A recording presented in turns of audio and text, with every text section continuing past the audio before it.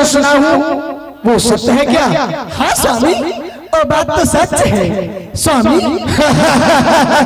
महारानी, हाँ तो आज मैं इस पूरे सोनापुर शहर में लड्डू मिठाइयाँ बंटवाऊंगा और दरबार में बधाइयाँ गाने के लिए बखोनिया को बुलवाकर नृत्य करूंगा। पूरी सोनापुर शहर के तमाम प्रजागण आज खुशियाँ मनाएगी। तो वो सब बात छोड़ के दो, हमरा किधर ले आते, हम बोले ले आते। तुम जो चाहो ले सकती हो मुझसे। हमें लगे बनारस का लगा पाटो, दे दूंगा। हमारे सासू सारी ऐश्वर्या में सही। अच्छा, तो उससे कीमती ला दूंगा। हाँ, अरे मैं वादा करता हूँ, पहले मेरे बेटे का तो मुख देख लेने दो। हमरा मन का न करे, दिल ना लगे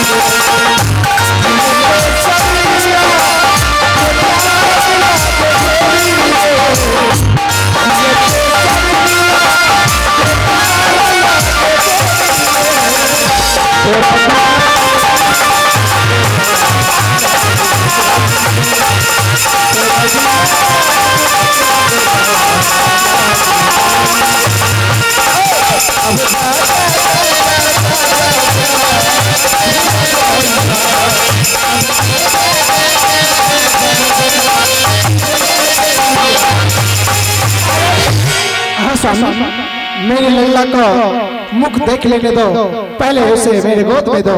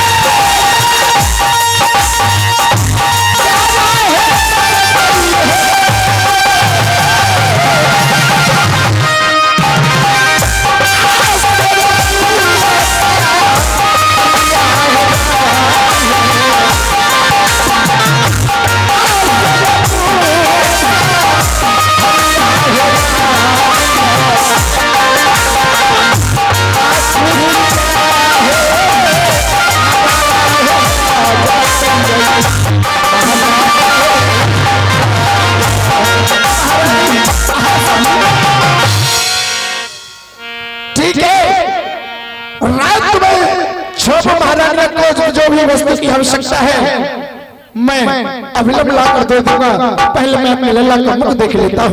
देख ले जल्दी से लेट हो जाए। हाँ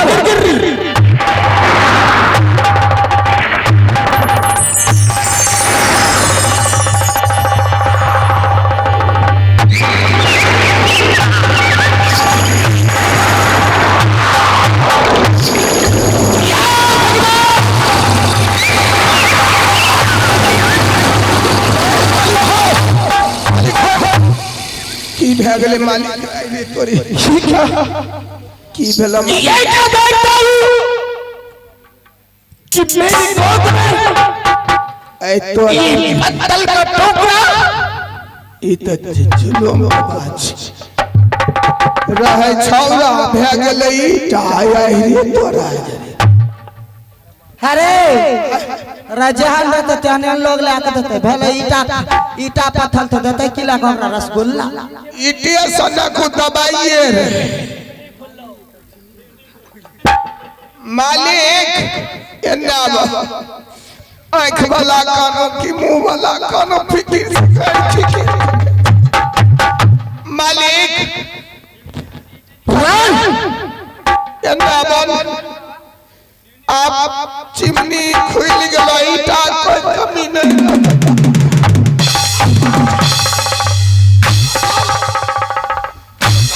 इस समय मजाक करने का मूड है जाने वाले साउंड छठ जी ये बताओ महारानी ये मैं क्या देखता हूँ मेरे मन में कई वर्षों से लीला था कि मैं अपने गोद में मैं अपने पुत्र को खिलाऊं लेकिन आज मैं अपने गोद में एक पत्थर की टुकड़ा देखता हूँ बाप रे बाप इने अल्लाह के बाप रे फुट करके मरदा बात मन कर रबे मरवा करते गहू सेने जाने छे जेने जकर नदी नारा रहे छे ओने ओकर लगा रखा रहे छे आ जेने जकर माय बाप रहे छे ओने ओकर लड़का रहे सेने जाने रबले कर मरवा काट लेते गहू जेने भिखमंगा घर के बेटिया लगे के नहीं ता खपरा जानवा के ढोरी के गए बहिन अब तो बढ़िया भले खूब घर में चिमनी खोल ले तो मर्दबा के मन लागे छे सुने देख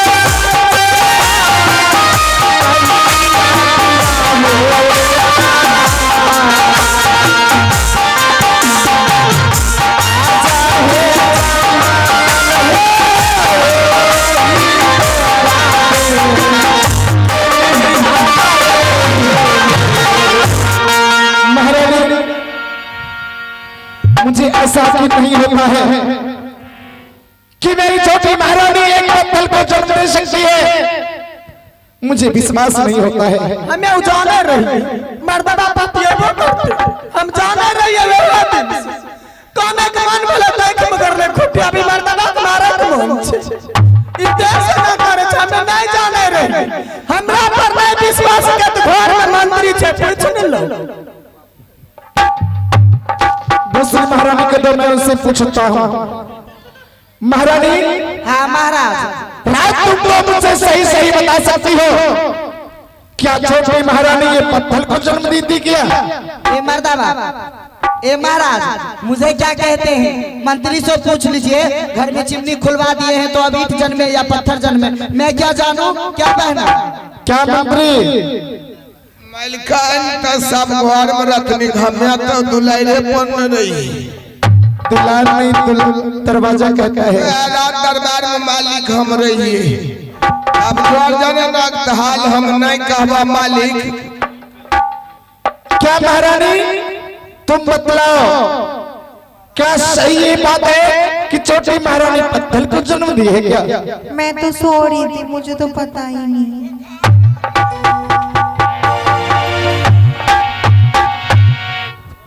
या भगवान ये मुझे क्या सुनने को मिल रहा है? मैं जिससे भी पूछता हूँ सबको सब यही बात बोलती है। ठीक है महारानी, अरे तुम पर मुझे विश्वास होता है, तुम बता दो क्या ये बात सही है? सही है महाराज। क्या महारानी पत्थर को जन्म दिया है? हाँ, मुझे तुम पर भी विश्वास नहीं होता है। नहीं हो छे विश्वास तो जाके जकरा कर कान लखो नानी से जाके पूछ लेते, हमें सब नहीं जाने छी।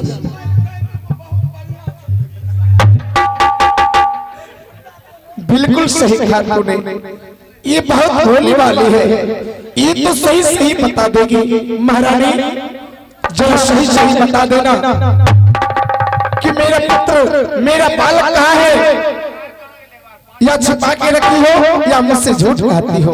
महाराज कोई छिपा के रखा नहीं है, ये बात सत्य है? हाँ स्वामी। क्या सच में ज्योति महारानी ने पत्तल के जन्म दी है? हाँ स्वामी। या भगवान, ऐसा कदापि सोचा नहीं।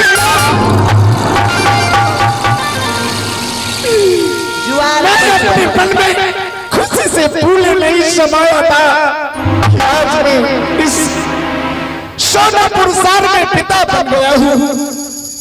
कई वर्षों के बाद मुझे पिता गए भाई महारानी दक्षिण लाग छो मर्दमा के जुआर आबै छै। हगे इटो खपटक बांधै गो नीचा, इटो खपटक बांधै न छै तो है बन नीचा।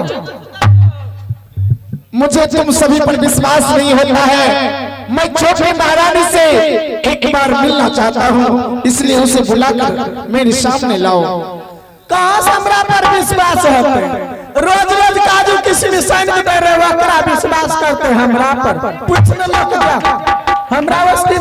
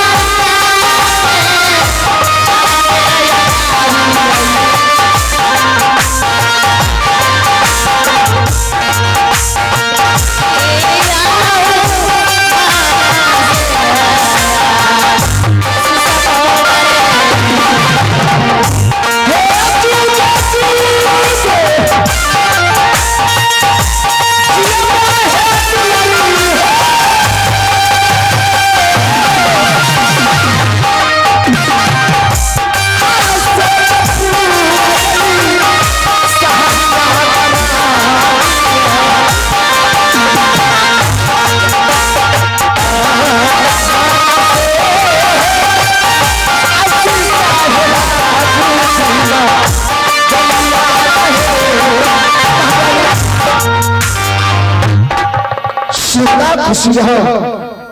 हेलो हेलो हेलो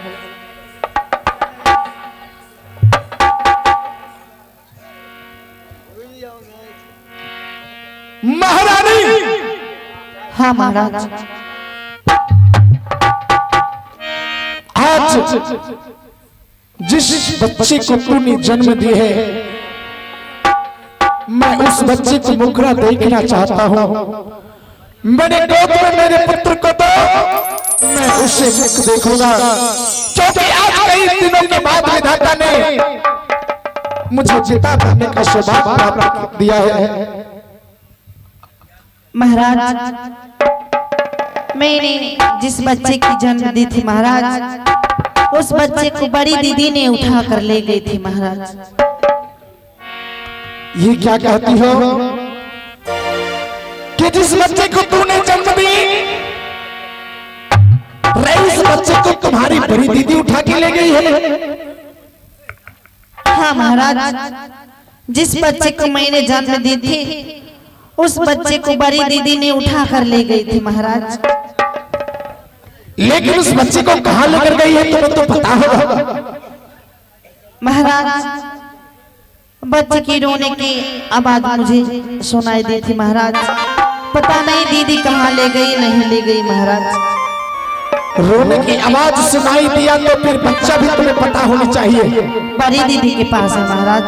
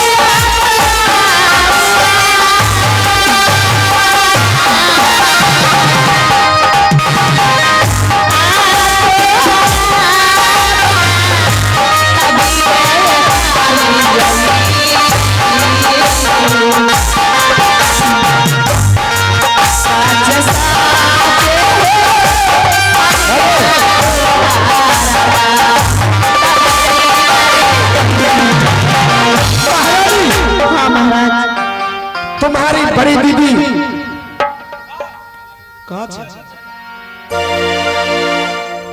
तुम्हारी बड़ी दीदी मेरे गोद में जो बालक ने लेकर दिया है, मैं उस बालक को तुम्हारे सामने देता हूँ। महाराज, बड़ी दीदी ने ले गई थी महाराज।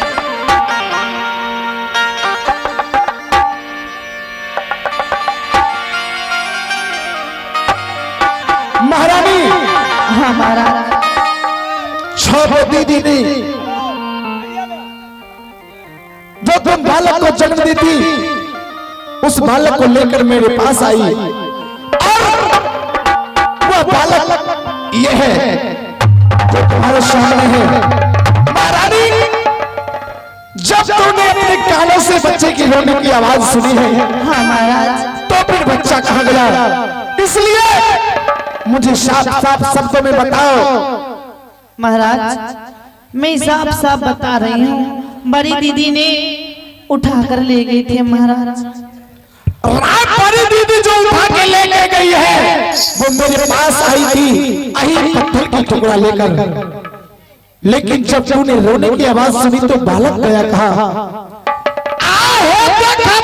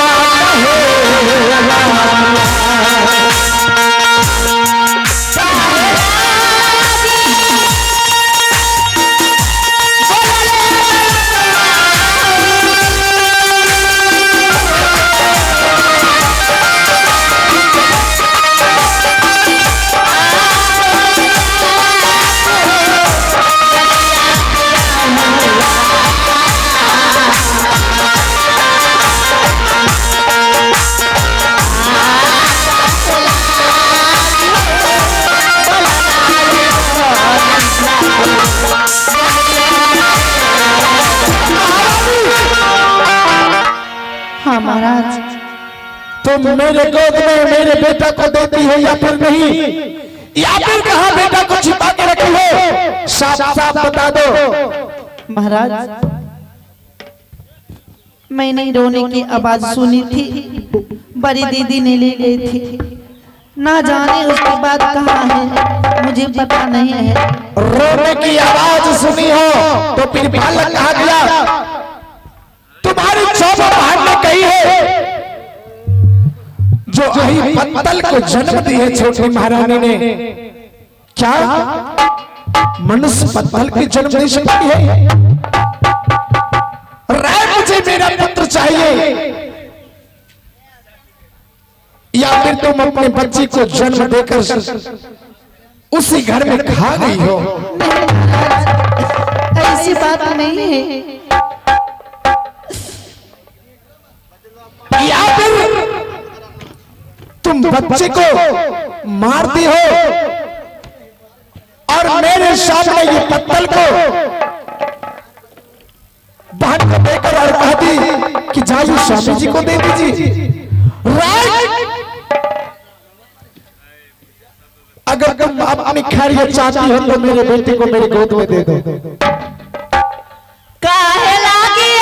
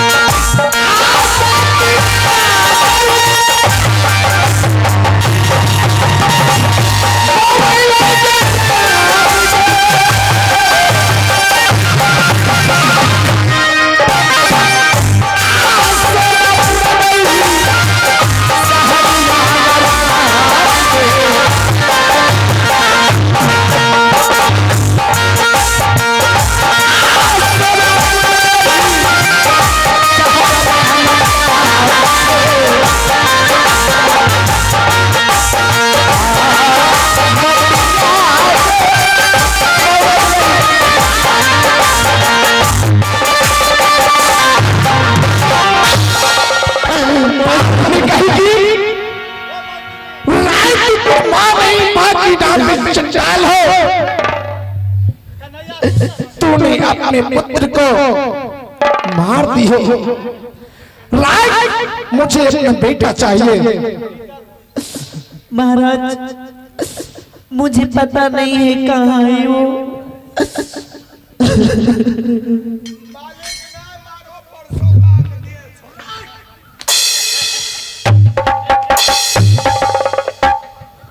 हर ज्यादा है सामने में आया तो फिर समझ जाना क्या है। महारानी, आगे बोलो बोलो।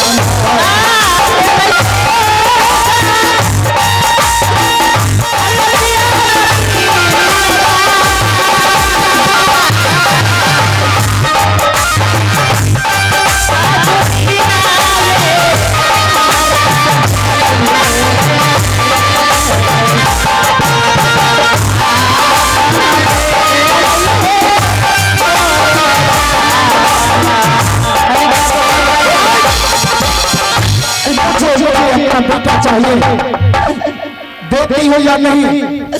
महाराज मैं कहाँ से ला कर दूंगी महाराज? क्या कही? कहाँ से ला कर दोगी? चाहे जहां से दो, लेकिन मुझे मेरा अपना बेटा चाहिए। कई वर्षों के बाद आज ये सोनापुर शहर में एक दीप जलाता, जब मैंने ये सुना कि मैं पिता बनने वाला हूं, मैंने अपने प्रजागण के बीच कितना सारा धन लुटाया, कितना मिठाइयां बंटवाया, लेकिन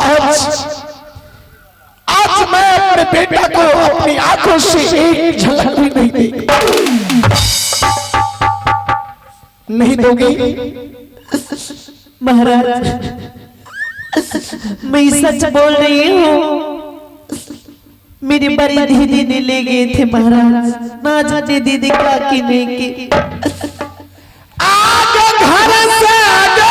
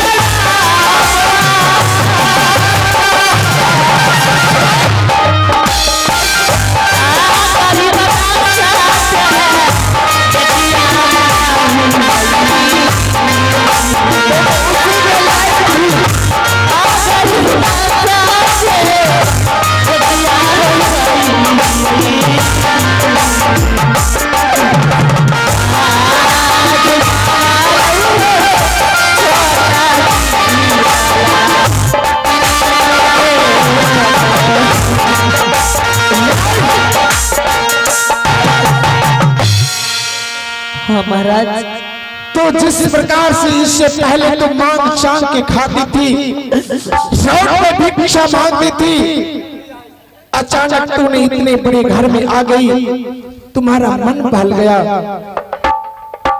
रे तुम इस लायक थी नहीं, लेकिन मैंने तुम्हें पुत्र के लिए अपना घर में लाया था, जिस पुत्र को तूने जन्म देते ही खा गई। इस महल में तुम रहने लायक नहीं बची हो, जितना जल्द हो सके इस महल को खाली करके हाथ से निकलो। बिजली सिपाही जी मालिक। मालिक इसी समय एक काम कीजिए मालिक, पिटाई करने से कुछ नहीं होगा मालिक, सजा भी देने से कुछ नहीं होगा मालिक। इसे ऐसा कीजिए महाराज, जो अपनी बालक सुनो देखकर आपने भक्षण कर लिया, उस पर कोई विश्वास नहीं है महाराज। कुछ दिन के बाद आपको मार डालेंगे, कुछ दिन के बाद हमें भी मार डालेंगे। बिल्कुल सच कहता है महाराज, इसे 12 वर्ष के लिए बर्बाद कर दीजिए कौवा बन जंगल में। सुनो, जाकर छावो महारानिया को पहले यहाँ बुलवा के लाओ। जय श्री राम महाराज।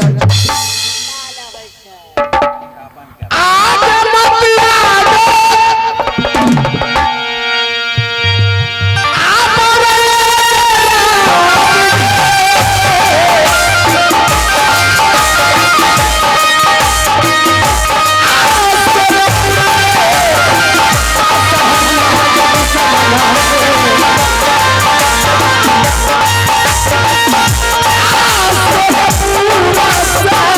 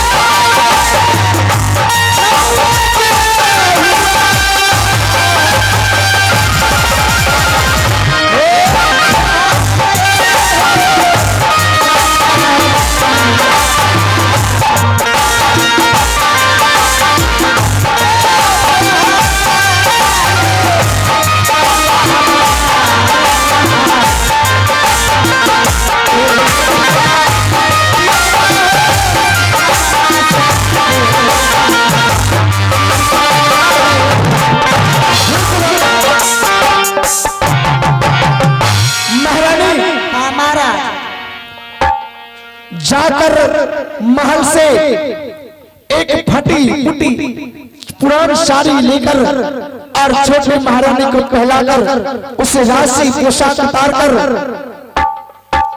जल्दी से इस महल से निकालो।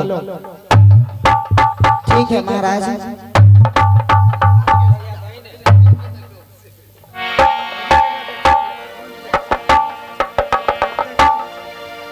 सुना? हाँ महाराज। जरा एक बार उसे दो मिनट से जरा पूछना हो। राय पापी! हाँ महाराज। अब तुम ये साड़ी खोल लोगे या फिर मैं अपने हाथों से खोलूं? क्योंकि जो गलती नहीं तूने कर बैठी हो, ये महाराज सोनो सिंह के राज में जो जिस प्रकार के गलती करता है उसकी उसी प्रकार की सजा मिलती है। इसलिए अब यह कीमती साड़ियां उतार दो और साधारण वस्त्र पहनकर यहाँ से जल्दी निकल जाओ। आगे बढ़ो, बढ़ो, आगे।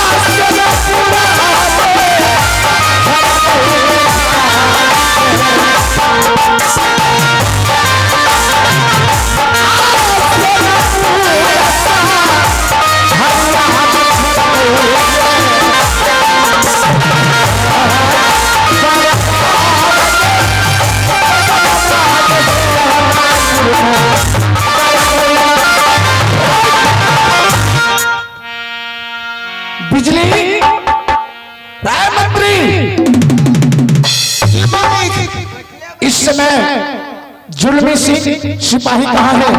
जाकर उसे खबर जाना कि महाराज रात दरबार में बुलाए हैं तुम्हें। जैसे क्या मालिक हे हम फरम जाय छिए महाराज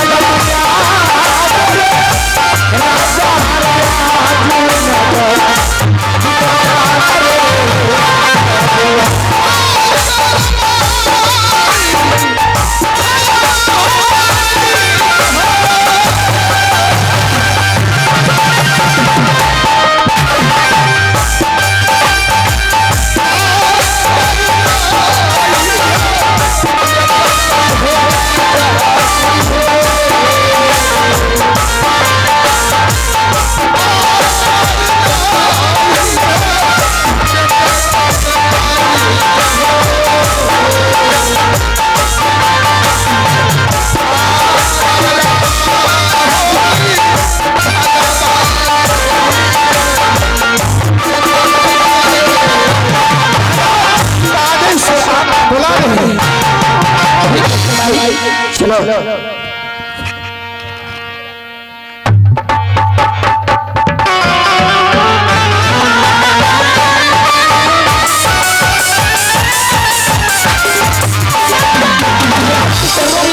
सिपाही का स्वागत प्रणाम। खुश रहा जुल्मी से। कहिए महाराज, आप किस लिए जुल्मी की याद किए? जुल्म से। हाँ हाँ, आज जिस छोटी महारानी को तूने ढूंढ के लाया था, हाँ हाँ, आज वही छोटी महारानी ने एक सुंदर पुत्र को जन्म देकर और उसी घर में उसी खा जाती है। क्या ये क्या करे महाराज? और मेरे गोद में एक पत्तल का टुकड़ा देकर कहती है कि यही आपका बेटा है। छोटी महारानिया ने मेरे गोद में वो पत्थर का टुकड़ा दिया और सब के सब यही कही कि महारानी ने यही पत्थर को जन्म दी है। जुल्मी। हाँ महाराज, कहिए मैं आपके लिए मैं क्या करूं? जुल्मी सिंह। हाँ हाँ, इसलिए आज महाराज सोना सिंह की आदेश है कि जाकर इस पापनी को कौवा कोल वन में जाकर सदा के लिए से छोड़ दो और उस वन में एक वृक्ष में एक घड़ा को टांग देना है, दही को घड़ा को, और उस दही को घड़ा को ये देखती रहेगी, कौवा को हाँकती रहेगी। उस कौवा को वन में एक भी कौवा उस घड़ा में चोंच नहीं मारे। ठीक है महाराज, क्योंकि आपके राज में रहता हूँ, जल गर्म करता हूँ, तो आपको आज्ञा को पालन करना मेरा कर्तव्य बनता है। हे महाराज, ठीक है, मैं इस समय मैं छोटी महारानी को मैं कौवा जंगल में जाकर मैं छोड़ देता हूँ और एक वृक्ष में दही की हंडी में टांग देता हूँ और रात दिन उस वन में कौवा हाँकती रहेगी, जो उस दही की हंडी पर एक कौवा भी नहीं बैठना चाहिए। अवश्य, क्योंकि मैं इस पापनी को मुख देखना पसंद नहीं करता हूँ। जितना ही जल्द हो सके इसे लेकर प्रस्थान करो। ठीक है महाराज।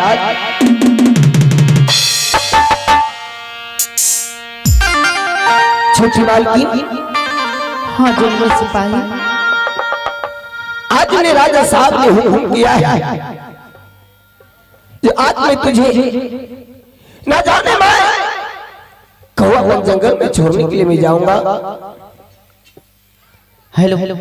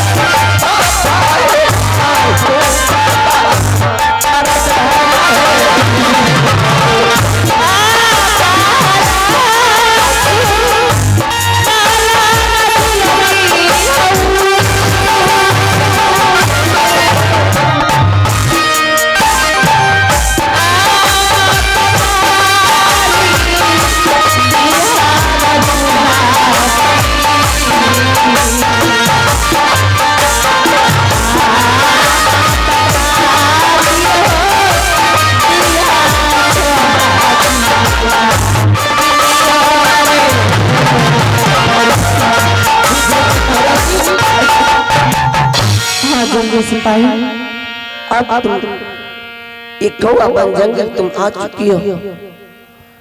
अब तुझे यही कौवा बन जंगल में रहना है और एक दही की हंडी टांग दिया गया है, जो उस दही की हंडी पे तुझे ध्यान रखना है। जो इस दही की हंडी पर एक भी कौवा बैठना नहीं चाहिए। ये मेरे राजा साहब की हुक्म है। अगर जो ये जुल्मी की सिपाही से किसी तरह गलतियां हुआ होगा, कृपया अब मुझे क्षमा करेंगे। ठीक है जुल।